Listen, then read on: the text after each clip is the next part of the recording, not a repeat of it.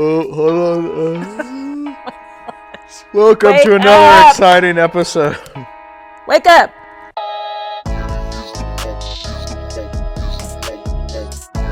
Hi, friends. Welcome to another exciting episode of Between the Sundays. We're glad you're here with us. Again, I'm here with the Right Reverend. Are you John Michael East? I'm not. What are you? I'm James Michael East. James Michael East. John is my father. The Right Reverend James Michael East. And you had to, so we're doing this series called Sacred Stories where we're actually preaching from the lectionary. It's called Shared Stories. Excuse me, we're doing a sermon series called Shared Stories. That are sacred. That are sacred. And so you, because you decided to do this, Yeah. you paid for it this Sunday. I guess, yeah, I think that's one way to put it. I mean, because that Thessalonian, was it 1st or 2nd Thessalonians? The second. 2nd Thessalonians passage was so hard. And when I realized that was the sermon, the passage that you were going to preach on, I thought, how in the world are you going to make this happen? Yeah, you were probably really excited when we switched, because you were supposed to preach this past Oh my Sunday. gosh, thrilled. And we switched, yeah. Thrilled. Yeah. I mean, so Yeah. in essence, the verse that is really, really hard in that passage is, Paul says to the church, if you don't work, you don't eat. Yeah.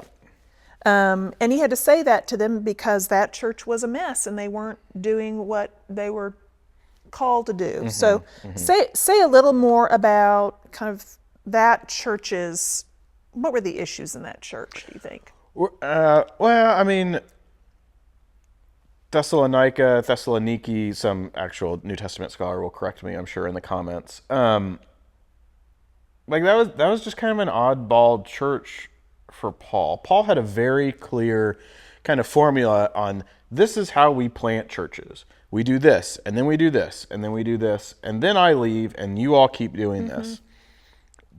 Paul gets into Thessalonica, and it all just kind of goes to hell. Like I said in the sermon, his first visit, a bunch of people bust into his apartment and ransack his room, and his traveling buddies get hauled off to jail, and he escapes. And the people of Thessalonica are just not super welcoming to this new religion, tradition, faith that Paul brings to them. And so where in other places, persecution and oppression and confrontation made those churches stronger in their faith and their witness, in this particular setting, it just beats them down.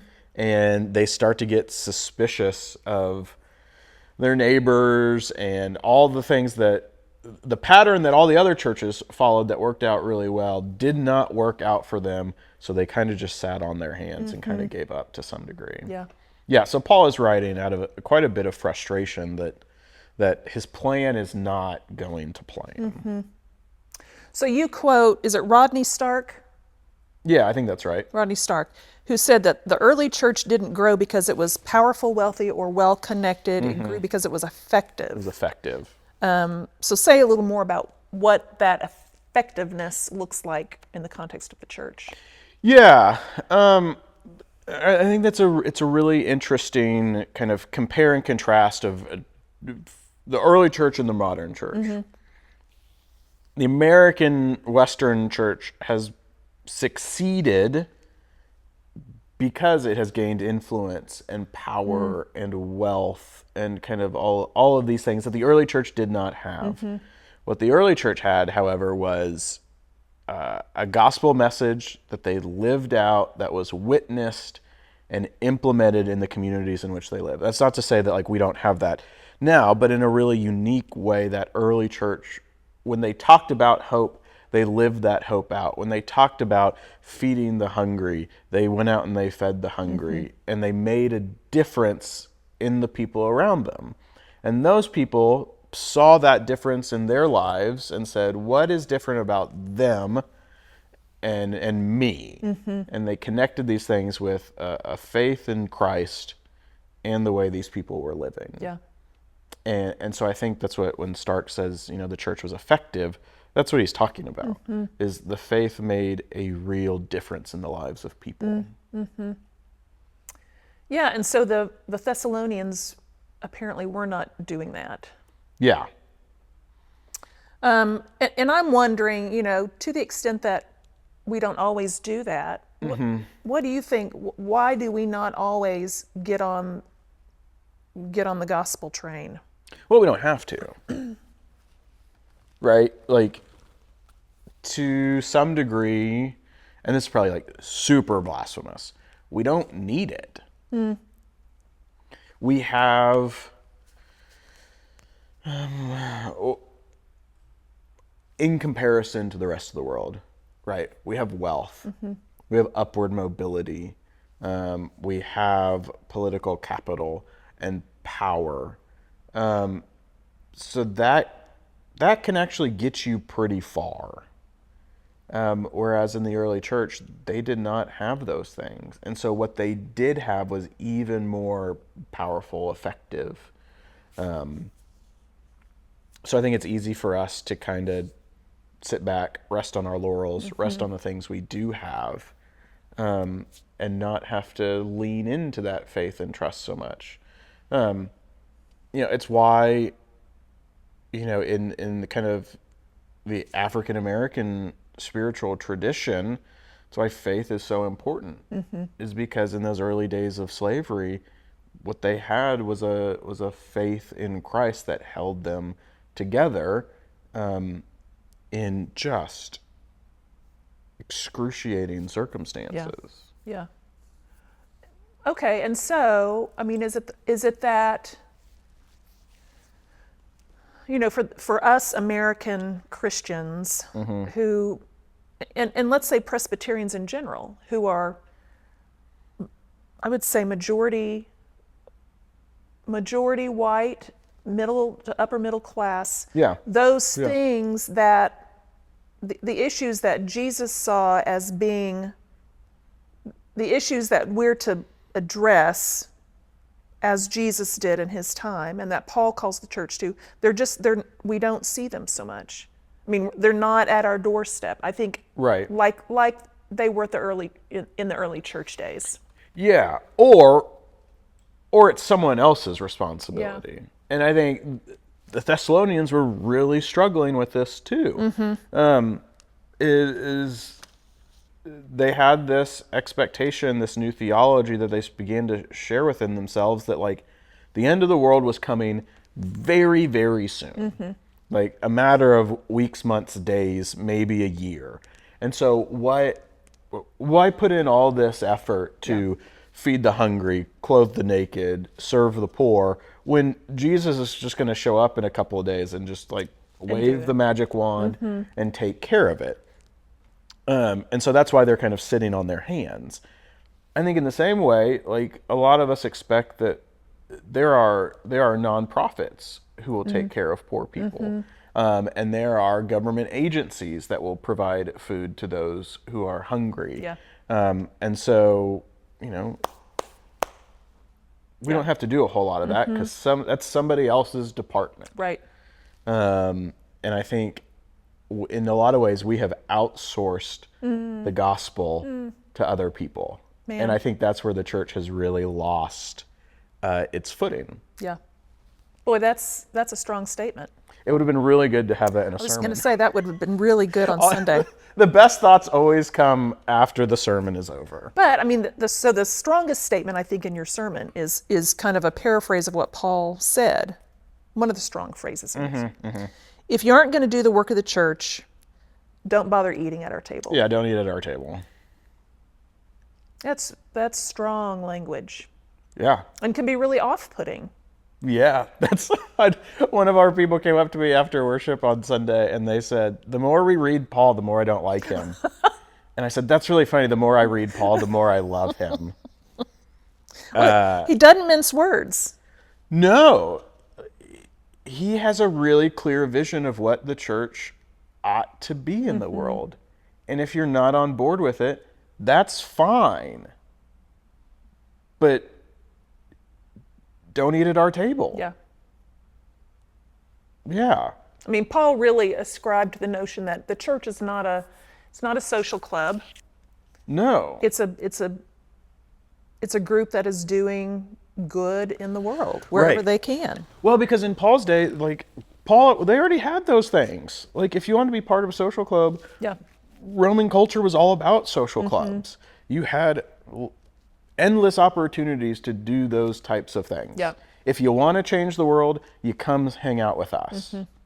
Again, something I think the church has outsourced and we have really failed at is this belief that, no, yeah, we are probably the best suited people to change the world. So you used in your sermon, and by the way, I think I heard about this this experiment that this woman did. Yeah. It's gotten some negative press about it was a fairly deceptive experiment. Yep. But it revealed quite a bit, at least in her probably amateurish way. So a woman called various churches, said she had a hungry baby. Could the churches buy formula Yeah. for the baby? And she had a recording of a baby crying in the background. Yeah. And tell the rest of the story about that experiment.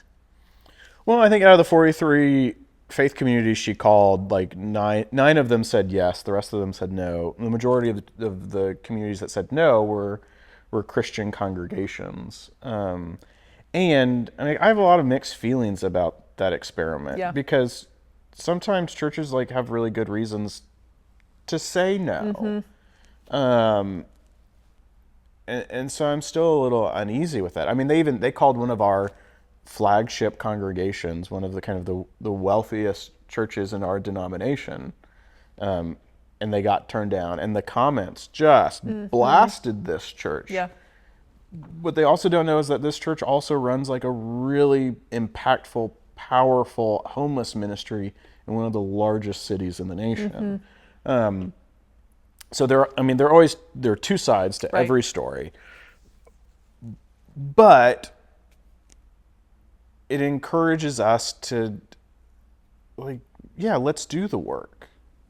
That is our calling, and when we continually just try to outsource it, one, we fail at our gospel imperative, but also I think we let people down. And what I mean by that is, and I kind of shared that in the sermon, is that people expect churches to be places that help. Yeah.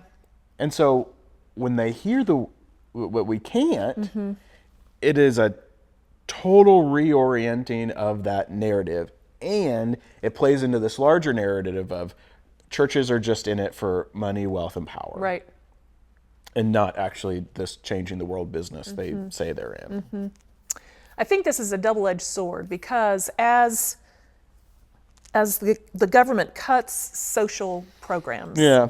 and says it's up to the faith communities to do this work, we're caught kind of between a rock and a hard place, I feel like. Oh, absolutely. We can't, and you say this, we can't meet all the world's needs. We can't do it. We don't have the resources to do that. But maybe like that flagship Presbyterian church, we do what we can with Right. what we have. Right. And the world may not understand that and may think they need to help everybody who comes across their doors. But in this day and age, we're not like the early church. No. And problems have, I think, become more complex. At least it seems like that to me. So we can't be all things to all people, but we can do that little bit that we're called to do. So I think one of the things that I know I struggle with is that for me, there's this all or nothing mindset. Yeah. That either yeah. I do the big thing or I do nothing. Do you ever fall into that? Yeah, I mean, I think everybody does. And I think that's why I wanted to get into it more, but I was running out of space in the sermon. I think that's why Paul ends his writing there when he says, don't don't grow weary in doing Yeah. good. Don't, one of the translations, or no, it's the Iona community in Scotland, says, don't grow weary in doing the work that is yours to do. Meaning, all the good work isn't all of your responsibility. There is work that is yours to do. So focus on that. Yeah. And do good work in your responsibilities. Yeah, there will always be more brokenness in the world than we can fix. There will always be more pain than we can heal. But if we can just do a little bit, it may not satisfy the internet. Yeah. But then again, I don't think we're ever going to satisfy the internet. No. And I want to lift this up that coincidentally, last Sunday, the kids and youth and Yeah. some parents and Molly went to go do good in the world. Yeah. And it was, it's not going to ameliorate world hunger, Right. but for the people who got the meals that they prepared, they fed some empty bellies. Yeah. Well, and I think it's interesting that, the organization that they worked with is called Doing What You Can. Yeah. Right? Do the work that you can do. Right. You say, this is probably my favorite part of your sermon. You say, don't let the size of the fire be the thing that makes you put down the bucket. Yeah.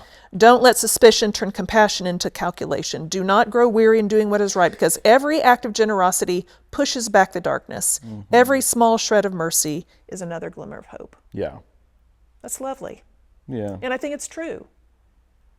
And so I guess the task is to find those small things that crop up in our lives where we say, I can do that. I may not be able to do that, Right. but I can do that. Yeah. Yeah. No, exactly. Well, excellent sermon on Sunday, Michael. Well, thanks. I'm looking forward to not preaching this Sunday. Yeah, it's my turn. It is your turn at bat. Okay. So it'll be great. Well, friends, thank you so much for being with us, and we'll see you next week for another exciting episode of Between the Sundays. See ya.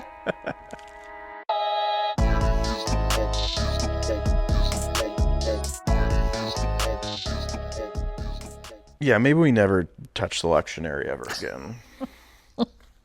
At least during my tenure here.